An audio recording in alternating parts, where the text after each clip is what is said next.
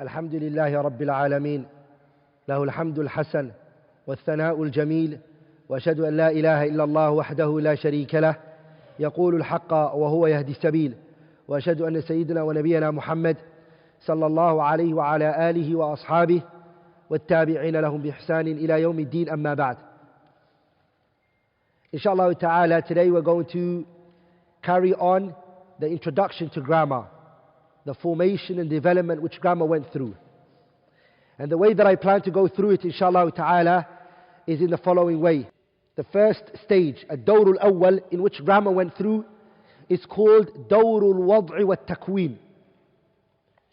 What does دور الوضع والتكوين actually mean? It means when grammar was placed, when the foundations of grammar was being put. And I already mentioned this before. دور الوضع والتكوين, we mentioned it in the first lesson. And we said this first 100 years was what was a Basri, pure Basri scholars. The Kufiyin, who we're going to speak about later, the scholars from Kufa, they had not yet come into the arena. Right at this moment, it's 100 years of scholars of Basra. And we said it started from who? Abi Aswad al-Du'ali, up to who? Al-Khalil ibn Ahmad al-Farahidi. 100 years. Asr Abi al-Aswad. Abi al-Aswad was which year? 69 Hijriya. Up to Khalil ibn Ahmad al-Farahidi, the teacher of Sheikh Sibawayhi. 175. Are we all together?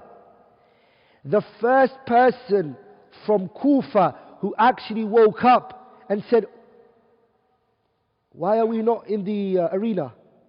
Why are we not talking about grammar? How did the people of Basra beat us to it? The first person who came with that was Abu Ja'far al-Ru'asi, al-Kufi. And that was how many years after? It was 100 years after the people of Basra were in grammar, they were discussing grammar, they were talking about grammar, and they were dealing with the concepts of grammar. And what we said was the first 100 years of the people of Basra, we divided into two levels. How many levels?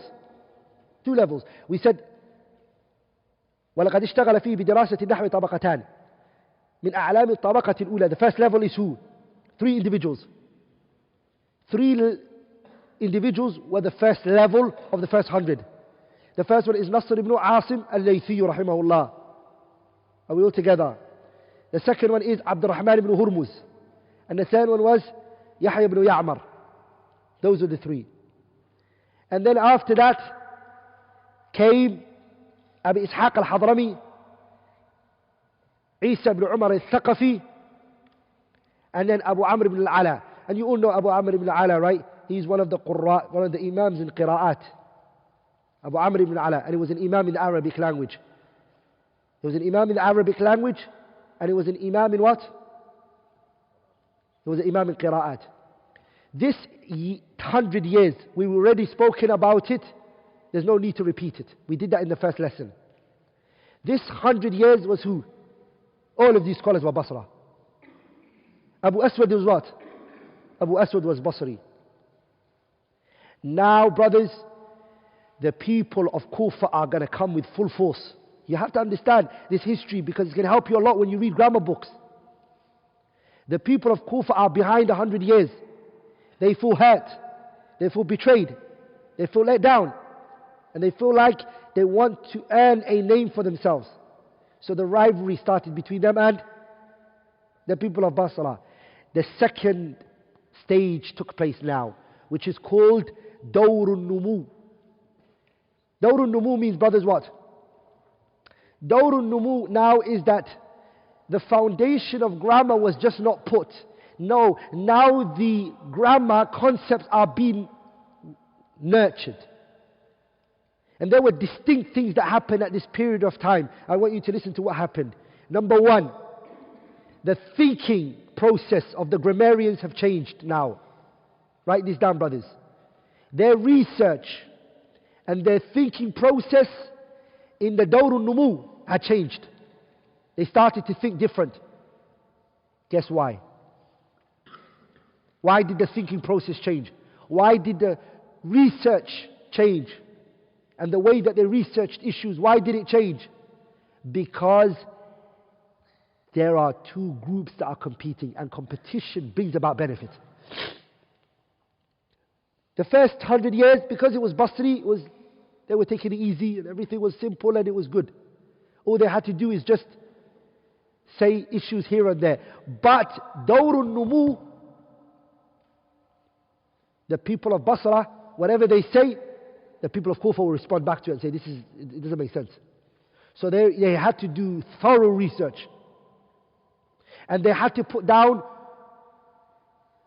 qawa'id, principles which came from a holistic deduction.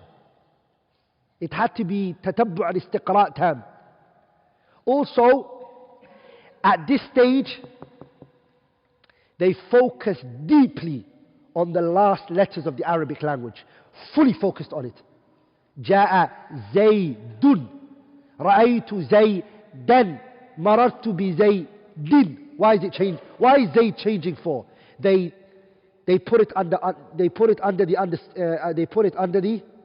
telescope and they look deep into it to see and magnify it. What is happening here? Also at this stage, what took place was a new science that was never heard or spoken about as a subject was now introduced, which is called what? Sarf. And the person who introduced it is right on this side of the board. His name is Mu'adh al-Harat. Mu'adh al-Harat is the father of Sarf. He's from Kufa side. You see what Kufa did? They said, okay. They thought outside the box and they introduced a different science, a new science. And they came with what? Sarf. They came with what? Now we can't say that the Sarf was not present, it wasn't written in the 100 years of the people of Basra, because he is present in some of the words and some of the speeches of Khalil ibn Ahmad al-Farahidi and others. Are we all together, brothers? But as a science, with its principles and the way it's organized, they came up with it. Are we all together, brothers? The benefit also that's taking place here in this stage is called Dawrul Numu. The benefit that's happening here, brothers, is the research, the school of thought in grammar are now two. How many are they? Two. And what are the two? Basra and what? Kufa. Kufa fully rely on what, brothers? What did Kufa rely on? Kufa rely on what the Arabs say. If they hear the pure Bedouin Arabs whose language has not altered, their speech has not become tainted, and they hear them speak, they say this is a way that the Arabs speak, and they say that's it, no problem. That's Arabic. Whereas the people of Basra, that's not their, is it called a yardstick? That's not their measuring scale. That's not. Where it is for the people of Kufa. Are we all together, brothers? The people of Kufa is based on qawa'id and principles. Am I making sense here? Am I making sense?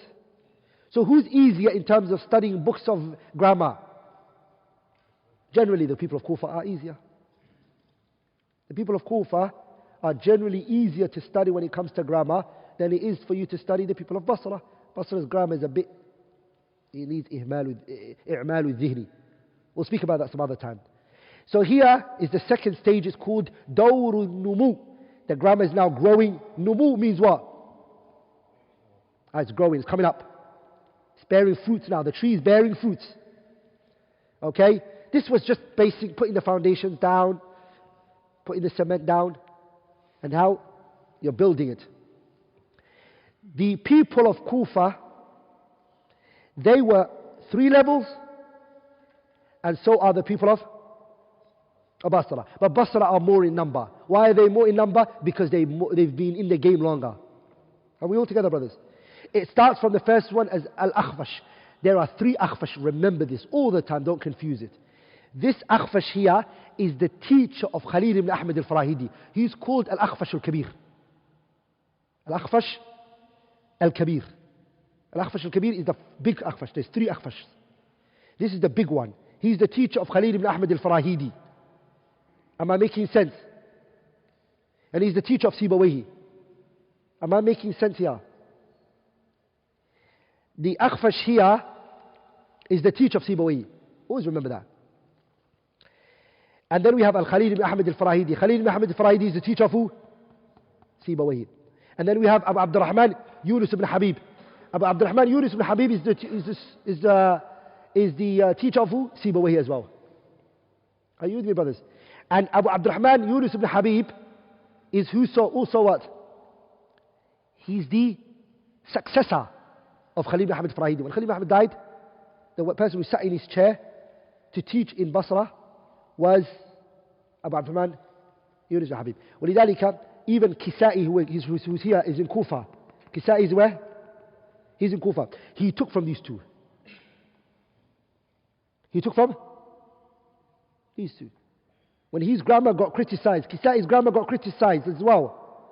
And then when he got criticized, he got up and he left. And then when he left, he came to Khalil ibn Ahmad al-Farahidi. And Khalil ibn Ahmad used to have he said to the people, can you tell me the most knowledgeable man in grammar? Kisa'i. And they said to him, yeah, go to Khalil. There's no one better than him. Then he went to Khalil. So the people of Kufa, who did they take from? So Kisa'i went. Kisa'i, when he went, he met Khalil. He said, Khalil, I want to ask you a question. Khalil said, hey, what's the question? He said, the question I have is, how did you learn all of this Arabic? How did you master it like this? And then he said, I learned it from the Bedouins. Khalil is saying this. The Bedouins, they helped me. He said, really? He said, yes. They're on the outskirts of Kufa and the outskirts of Mecca. Go to those people, you'll learn a lot from them. The people of Hudayl and the likes of them. He said, Jazakallah khair. He packed his bags. He didn't take much knowledge. He didn't take more knowledge from Khalil. He left and he was away for 10 years. And then he came back to meet Khalil and to see, hey, am I good? What do you think? Have I progressed? But when he got there, he saw that Khalil had passed away, and who was sitting there? Abu Abdurrahman Yunus ibn Habib. And then they had a conversation, and Kisa'i wanted to prove Yunus that he doesn't know anything, and then Yunus became aware that he's not good as Kisa'i. And then he said, you know what? This chair is yours, take it. You have the rights to teach from this minute onwards. Who is saying this? Yunus ibn Habib. Lakin Kisa'i left and went back to Kufa to teach his people. Here you have to understand, Sibawayhi came. Sibawayhi carried on the legacy of the Imams before him, like Khalil ibn Ahmad al-Farahidi. He carried on the legacy of who? His teacher, Abu Abdurrahman Yunus ibn Habib. He carried their legacy on. But this moment, there is a big friction between the Kufiyin and there's a big friction between the Kufiyin and the what? The Basriyin. You have to realize, Kisa'i came back, he proved Abu Abdurrahman Yunus ibn Habib that he knows more than him. He's back. He wants to bring honor back to his people that he left. Are we all together, brothers? So anyways, Abu Ja'far al-Ru'asi, he served it, but not much is mentioned about him a lot.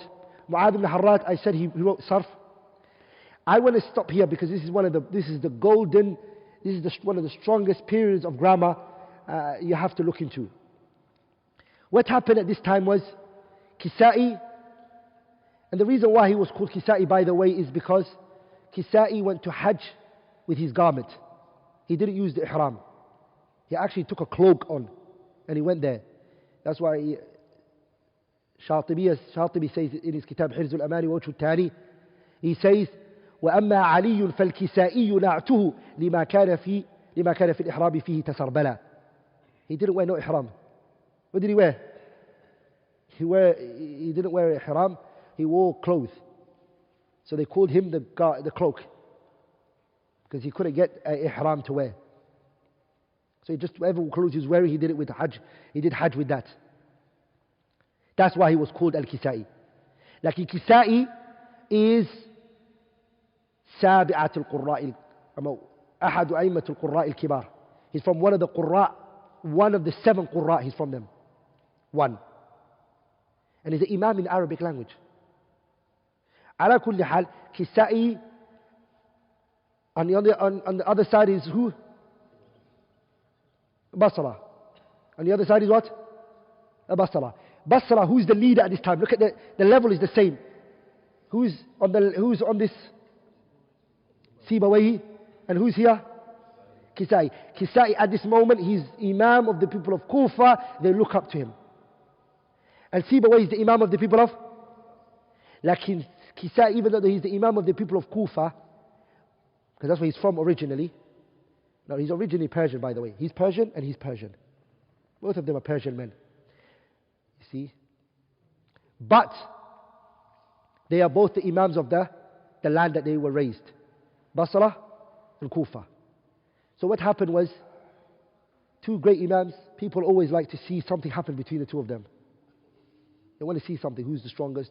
You know, this idea of her is always in people.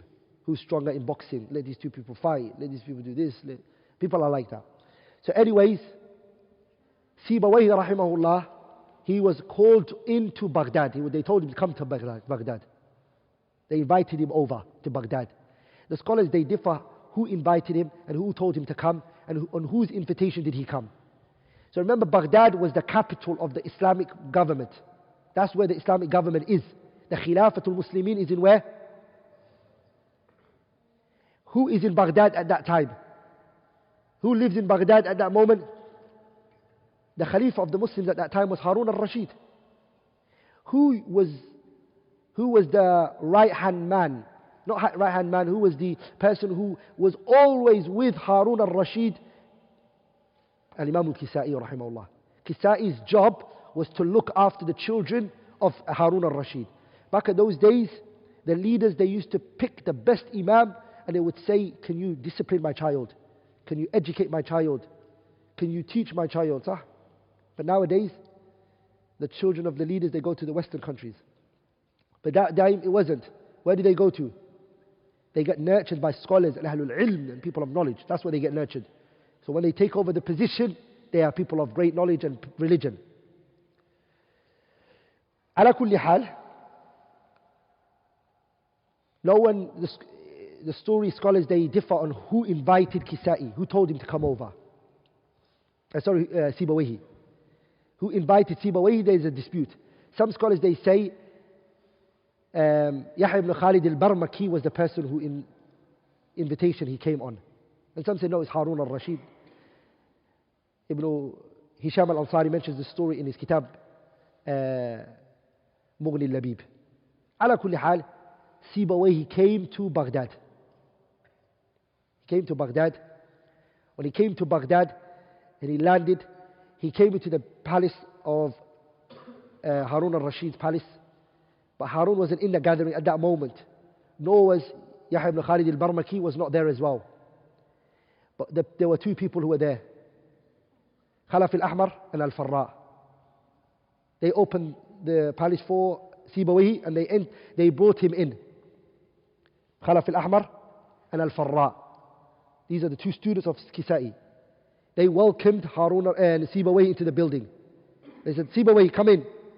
So Sibawayhi, he entered, and when Sibawayhi sat down, Khalaf al-Ahmar, he said, I have questions to ask you, Sibawayhi. Can you answer it for me? So he asked him a question, and then Sibawayhi answered and he responded to the question. As soon as Sibawayhi responded to the question, Khalaf al-Ahmar said, Akhta'ta, you got it wrong. What you said is incorrect. It was a grammatical question. And then he said, I have a second question to ask you again. When he asked him the question, he said to Sibawayhi, Akhta'ta again. And then he did it a 3rd time. He asked a 3rd question, and he said to Sibawayhi, Akhta'ta, you did a mistake. And then Sibawayhi got angry. Sibawayhi got angry. And he said, you are a person of bad manners. You have bad etiquette. Your akhlaq is very bad. He said, I'm the Imam of the people of Basra. Who are you? Who are you? Al-Farra, he stood up and then he said, my friend here, in him is hastiness and he's a bit too sharp in his speech. To say to you, akhta'ta, and you are the Imam of Al-Basra, was not befitting. Can I ask you questions? I have 3 questions I want to ask you. So he asked the first question. When he asked the first question, Sibawayh answered it. He said to him, أعد النظر. Look at what you said again. It's a polite way of saying you got it wrong. But he wanted to avoid what Khalaf al-Ahmar said. He didn't want to say it like that. He said, أعد النظر. Look at what you just said. Sibawayh said, he went quiet. He said, second question. He asked him the second question. And he said to him again, أعد النظر. Third question, أعد النظر. Sibawayh said to him, أسكتا. Both of you be silent. لا أكلمكما. I'm not going to talk to both of you guys anymore. حتى يخرج صاحبكما. Until your teacher, the person who educated you guys, comes out. Not long after that, Kisa'i came out. Kisa'i came out, Yahya ibn Khalid al-Barmaki, and everyone came out. They put Sibawayh in the middle and Kisa'i. Now what you have to understand is, Kisa'i is in his territory. Where's Kisa'i in? Kisa'i is in his territory. He's in his land. This is his land. And at those times, the way that debate would happen, and the art of debate was, if you were in your land and somebody came and visited you, you gave them the respect of saying, do you want to start or shall I start? That was their way. So Kisa'i said to Sibawayh, shall I ask or do you want to ask me? Sibawayh said, you ask.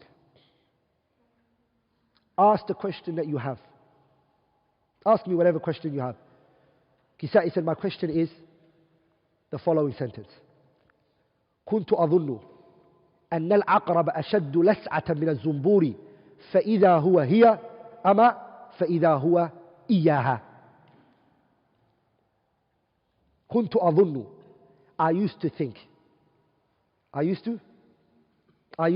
كنت أظن أن العقرب. I used to think that the scorpion أشد لسعة من الزنبور, that it stung worse than the wasp. I used to believe that the scorpion, it stings worse or more severe or excessive than the wasp. فإذا هو هي. And it is as I thought. Or فإذا هو إياها. How should I say it? Shall I say فإذا هو هي, or shall I say فإذا هو إياها? This is what their question is. Okay? فإذا هو هي أما فإذا هو إياها. They just want this here and here. إياها. Which one is right, Sibawayh? Imam Ahl al-Basra thought, he said فإذا هو هي. That's right. He said, what about the next? فإذا هو إياها. What do you think? He said, it's wrong, incorrect. Kisa'i said, أخطأت. You did a mistake, Sibawayh. Now this أخطأت is not like Farra al-Khalaf al-Ahmar, because this is Imam Ahl al-Kufa. When he says it to you, you can't say, who are you? Because it's the same level. So it hurt Sibawayh, that statement. Now let me explain something to you, brothers, as a benefit. Okay? Maybe you may not understand it the first time, but to repeat it many times, you will understand you have to understand grammatically what's happening here. The word huwa in the Arabic language is a mubtada.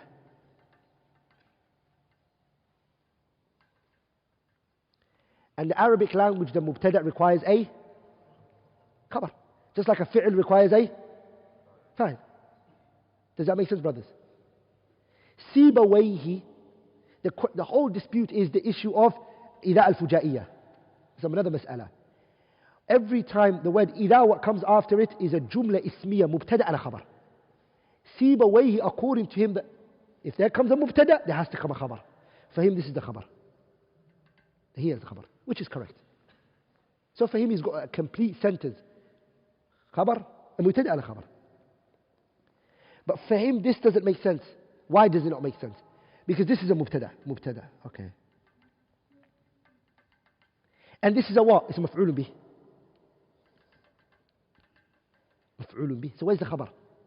Okay, that's one question. Where is he? Is the khabar there? No, it's not there. According to Siboy, it's not there. That's one. Second issue is, once you said maf'ulun bih comes from a where? A fi'l and a fa'il had to be there. So where are they? Are we all together, brothers?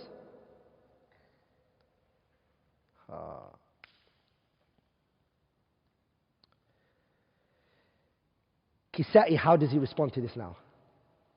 The response of Kisa'i is, Huwa is a mubtada, I agree with you. Siboy, I agree this is a mubtada. Iyaha is a maf'ulun bih. The fi'il form, this maf'ulun bih, is hidden. Which is what? Yusawiha. That's what the word is. Yusawiha, which is a fi'il mudari', a present verb. Okay?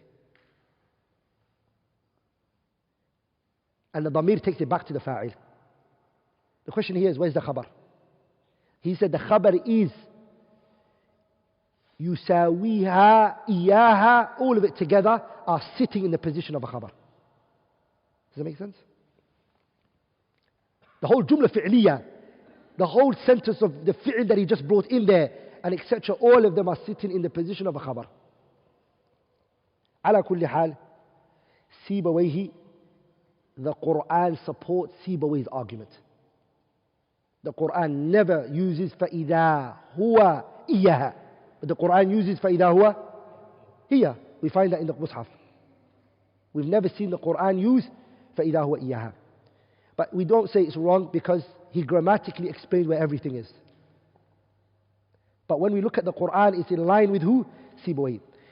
This issue got to the heart of Sibawayhi when he said he got it wrong. But he's still holding on to hope. Maybe I've said it's wrong, and he's saying it's right. Then they both looked at Yahya ibn Khalid al-Barmaki. Yahya ibn Khalid al-Barmaki said, listen, if you, Imam Ahl al-Basra, you, Imam Ahl al-Kufa, both of you differ, who's going to reconcile between you? Who's the judge? It has to be somebody like you guys. There's no one. The Ummah has, you're the biggest two men in the world when it comes to grammar. Right now we have. Who's going to reconcile between you? Kisa'i said, I know who's going to reconcile. Who's going to bring an answer to this issue? Here, the Bedouins who are standing in front of the door. There are Bedouins right outside. Let's go to them and ask them. So they ran, the Bedouins were brought in. When they were asked, فَإِذَا هُوَ إِيَّاهَا أَمَّا فَإِذَا هُوَ هِيَ, is it correct? They said both are right. Sibawayhi, his heart became tight. Kisa'i said to Harun al-Rashid, Harun, this man came from a long far land, just give him some money, let him go. That pierced again in the heart of Sibawayhi, hurt him a lot. He took his bags and he didn't even go where he came from, which was what? Basra. Where did he come from? He came from Basra, right? He didn't. He felt so ashamed. He took all of his properties and his belongings and he went to Faris, Persia. When he went there, he died there. His student, Al-Akhfash, this one, couldn't tolerate the thing that was just done to his teacher. Humiliation and then shame that was brought to his name. And at that time, Sibawayhi, when he came back, by the way, Sibawayhi died at 30, I think 9, depressed, stress killed him. He killed him. He went into his room and locked himself in and he died from it. Sibawayhi, at that time, he was in the middle of a writing of a book. He was writing it. And he was collecting it. Even when he came back, he started just to put things in there. Akhfash took that book, went to Kufa, went to Baghdad, went to different lands, and he challenged everybody and he beat them and he brought glory back to the people of Basra. But when he went there, he didn't meet Kisa'i. Kisa'i had passed away as well. Pay attention here, brothers. Akhfash brought to people a book written by Sibawayhi. People are like, who wrote this book? They're like, Sibawayhi wrote this book. The man who lost? Because everybody now, a rumor was spread that the guy doesn't know no grammar. That was a rumor that was spread about Sibawayhi. And so when this book came out and everybody read it, they were like, whoa, he wrote this? Allah brought his honor back again. And his honor. وَلِذَلِكَ the scholars, when they say the word Al-Kitab, the book, they mean Sibawayhi's Kitab. Al-Kitab, it has no other name, it's just called Al-Kitab. The whole story of what happened, of this issue, a scholar, he summarized it in lines of poetry. He said, لذاك أعيت على الأفهام مسألة أهدت إلى سيبويه الحتف والغمم قد كانت العقرب العوجاء أحسبها قدما أشد من الزنبور وقع حمى وفي الجواب عليها هل إذا هو هي أو هل إذا هو إياها قد اختصما وفي الجواب عليها هل إذا هو هي أو هل إذا هو إياها قد اختصما وغاض عمرا علي في حكومته يا ليته لم يكن في أمره حكما وفجع ابن زياد كل منتحم من آله إذ غدا منه يفيض دما كفجعة ابن زياد كل منتحم من آله إذ غدا منه يفيض دما والنفس وأصبحت بعده الأنفاس باكية في كل طرس كدمع سح وانسجما وليس يخلو امرؤ من حاسد أظم لولا التنافس في الدنيا لما أظم والغبن في العلم أشجى محنة علمت وأبرح الناس شجوا عالما هضما. The whole story. You're always going to find khilafat and difference of opinion and issues like that happen between scholars. But the truth of the matter is, it didn't bring us except good. Why? Because the scholars of grammar, their dispute and differences actually brought into light a lot of issues that if they were to turn a blind eye, we would never have known about it. Are we all together, brothers? So alhamdulillah, that these two madhabs came about because they critiqued and checked on each other's works and scrutinized each other's works, and it actually made grammar, the Arabic grammar, one of the best languages to ever study. The way it's systematically broken into. The way the Arabic grammar is broken into. I mean, in university I studied linguistics. English language, linguistics. Okay? And I can reassure you, brothers, English does not make no sense. It doesn't. You think the person who wrote it was drunk when they made it. They put it together. It doesn't make sense. They cannot explain some things to you why this is the case. Arabic language, they'll explain to you everything. Why this is this, and how this is this. They'll explain everything to you. And they'll give an interpretation for it. Because it's like maths, the way it breaks up, the way it goes into different charts and different levels. Inshallah ta'ala, next week we're going to do the next dawr, ad-dawr al-thalith. The third stage, inshallah ta'ala. Any mistake or shortcoming I might have come with is from me and shaitan, and Allah and His Messenger are free from it. Subhanakallahumma bihamdik, ashhadu an la ilaha illallah, astaghfiruka wa atubu ilayh.